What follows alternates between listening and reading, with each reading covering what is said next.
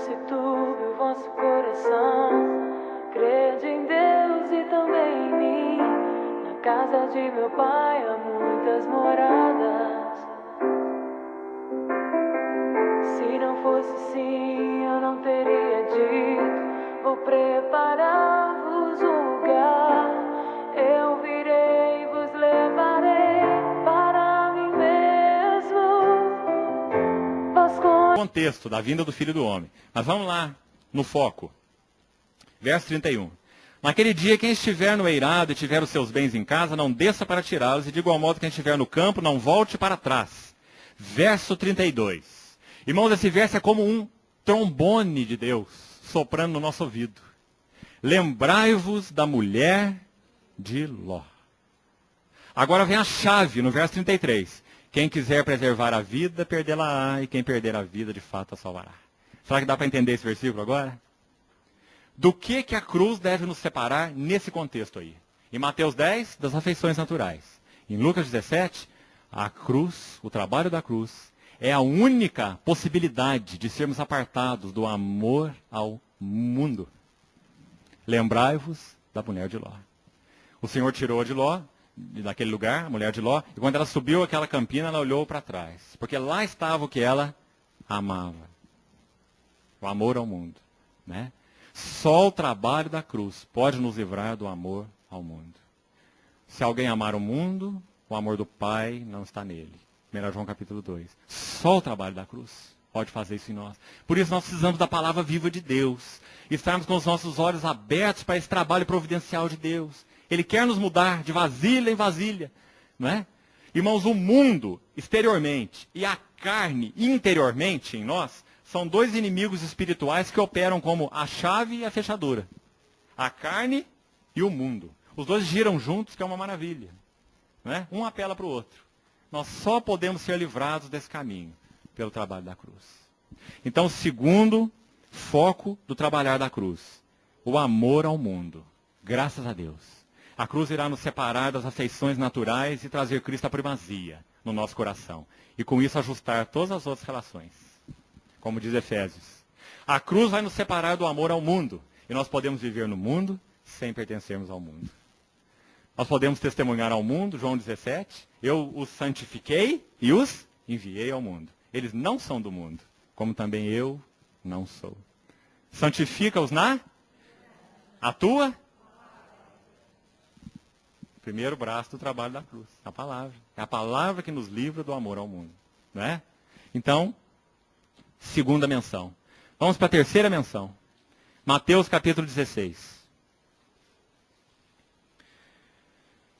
Mateus capítulo 16, versículo 21. Desde esse tempo,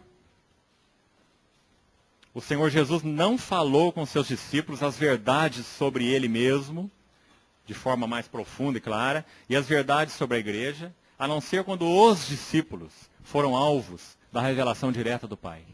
Quando o Pai que o enviou abriu os olhos dos seus discípulos, no caso veio através de Pedro, ele pôde dizer, tu és o Cristo.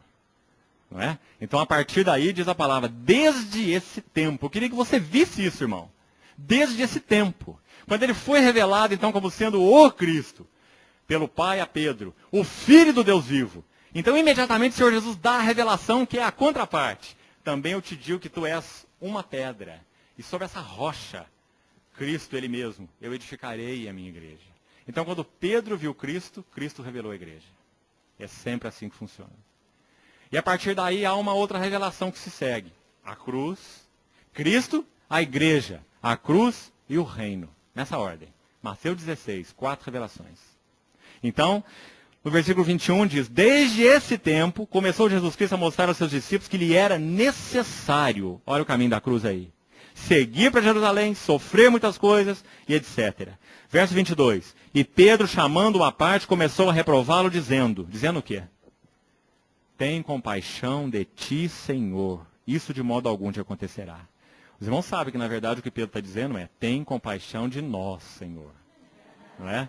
Porque se o mestre deles ia à cruz, para onde que eles iam? Não é? Se o capitão vai para a forca, para onde que vão os súditos? Né? Então, o coração ego de Pedro está fazendo um clamor que o nosso também faz, 24 horas por dia. Autopiedade. Só o caminho da cruz pode nos apartar da autopiedade. Irmãos, olhem como eu estou sofrendo. Olhem como meu vale é palmilhado de lágrimas. Como meu caminho está difícil. Deus é bondoso para com todos, mas não é bondoso para comigo. Caminho de Jó. Deus abre a porta para todos os santos, mas fecha a porta para mim. Deus é um desmancha-prazer, não é? E uma visão distorcida, tão distorcida, do caráter do nosso Deus. Se você olhar os capítulos centrais de Jó, centrais, 29, 30 e 31. Se quiser você anote para depois meditar. Jó 29, Jó 30, Jó 31. Sabe o que Jó faz nesses 3 capítulos? No capítulo 29, ele se auto-justifica. No capítulo 30, ele tem autopiedade. E no capítulo 31, ele se autoglorifica. Ele se auto-justifica, ele tem autopiedade e ele se autoglorifica. Como Deus, o Senhor pode me tratar assim? Nenhuma viúva passou fome na minha porta, nunca deixei de acudir um órfão, nunca fez isso. E lá no início do livro tem um testemunho de Deus sobre ele, dizendo que era verdade. Ele chama a atenção do diabo e diz assim, olha lá o meu servo Jó, não há ninguém na terra semelhante a ele. 5 testemunhos. Homem justo, íntegro, reto, temente a Deus e que se desvia do mal. Ele não tinha nenhum problema com esse assunto de justiça. Ele era um homem justo. A questão é que era um homem justo que gravitava em torno da sua própria justiça. A sua justiça era o seu fundamento. Ele se apoiava nesse fundamento, justiça própria. Então, quando o Senhor usa em Jó 42, 41, a figura daqueles 2 animais, o hipopótamo e o crocodilo, ele está comparando Jó àqueles animais. Ele está falando assim, Jó, chamando a atenção de Jó, olha o hipopótamo que eu criei contigo. Você já notou aquela expressão lá? Muito interessante, não é? Como é que criou o hipopótamo junto com Jó? Ele não criou, ele criou lá no Éden, tá certo? Mas ali diz, Jó, eu criei o hipopótamo junto contigo. Ele quer fazer uma analogia. Ele está falando, olha lá para os ossos dele. Os ossos dele são como tubos de bronze. Né? O Todo-Poderoso proveu de espada. Talvez a figura ali seja do rinoceronte, talvez. Né? A palavra diz, o Todo-Poderoso proveu de espada, como se referindo àquele chifre do rinoceronte. Não é? Então, ele está mostrando que Jó se apoiava na sua própria força, na sua própria estrutura justa. Não é? E depois ele olha para o crocodilo e fala assim, Jó, olha o crocodilo. Alguém pode meter o anzol no seu nariz? Ele está comparando Jó ao crocodilo. Dizendo, alguém pode fazer uma lança atravessar a sua couraça? Ele fala assim, a sua couraça é como que dobrada. A couraça do crocodilo, né? Ela é dobrada, ele é encoraçado. E ele diz assim, entre as suas escamas não penetra nem o ar. Texto de Jó 41. Isso é figura de falta de quebrantamento. Não há ninguém que podia penetrar aquela couraça de crocodilo de Jó, porque ele é justo, ele é reto, ele é temente a Deus, ele se desvia do mal, ele é íntegro. Deus que falou isso, ninguém menos do que Deus. Quem que podia apanhar esse crocodilão? Só Deus. O que ele queria fazer com Jó? A vida cristã é helicoidal. Deus falou com Jó de um redemoinho. Porque o que Deus queria fazer com Jó estava tipificado no redemoinho. Ele queria tirar Jó de um nível e elevar Jó para um outro nível. Não é? Porque a vida cristã é assim. 70 setes. Né? Você cumpre um 7, aí você sobe para outro 7, e depois para outro 7, de glória em glória, na sua própria imagem, como diz Coríntios. Então ele queria elevar Jó de nível. Né? E a única maneira de nós sermos elevados de glória em glória é o caminho da cruz. Sem cruz não há glória. Né? Foi assim com o nosso Senhor, é assim conosco. Então, irmãos, a cruz tem que nos separar da autopiedade. E ela faz isso, mediante então a operação da palavra e a operação providencial de Deus. Deus vai sim colocar pessoas do seu lado que despertem em você aflições.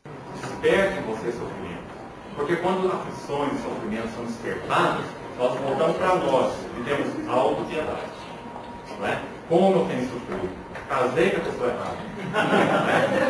E por aí vai. Ou com o patrão errado. Moramos no país errado. Todo salário errado. Né? Então o Senhor vai trabalhar nossas vidas para que a autopiedade seja não quebrada. Né? Essa é a terceira menção. Os irmãos estão vendo que, versículo 22, ele diz: tem compaixão de ti, Senhor, isso de modo algum acontecerá. Mas Jesus, voltando, disse a Pedro: o que ele disse? Na reta de Pedro: Satanás também se expressa, de alguma maneira, através do coração regenerado, mas da mente não transformada. A mente é um campo de batalha, irmão. E é como as portas de uma cidade.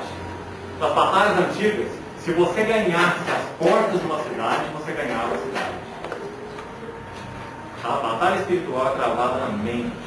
Por isso diz Paulo: pensar nas coisas do alto, como sempre. Em Filipenses diz: tudo que é puro, justo, de boa fama, se alguma virtude graça, algum louvor existe, seja isso que ocupe o vosso pensamento. Pedro diz: cingindo os lombos do vosso entendimento.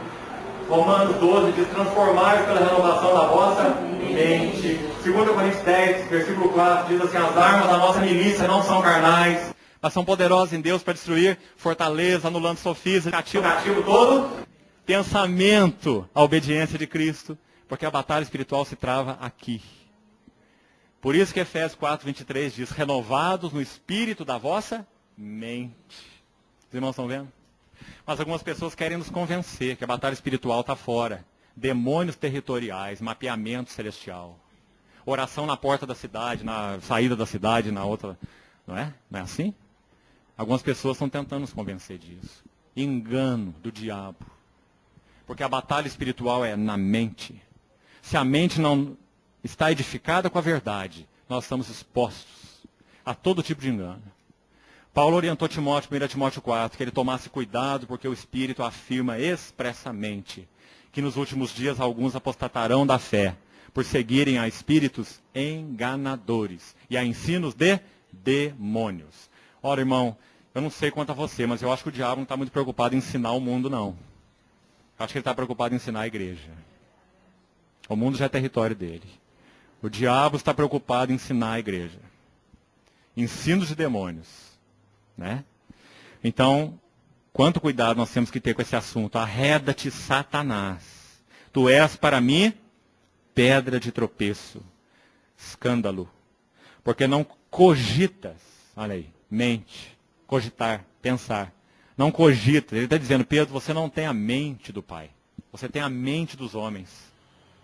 Tão claro. Não é? E depois no verso seguinte você vai ver a chave que eu coloquei. É a chave para todos os textos. Quem quiser perder a sua vida, ele começa a ler assim: meu se negue, toma sua cruz, não é? Aí o verso 25. Quem quiser salvar sua vida, perdê-la. Quem perder sua vida, achará. Está vendo a chave? A troca de novo. Psique por Zoé. Como que essa troca opera? Caminho da cruz. Nesse contexto, o que tem que ser trocado? A nossa autopiedade. Agora falta uma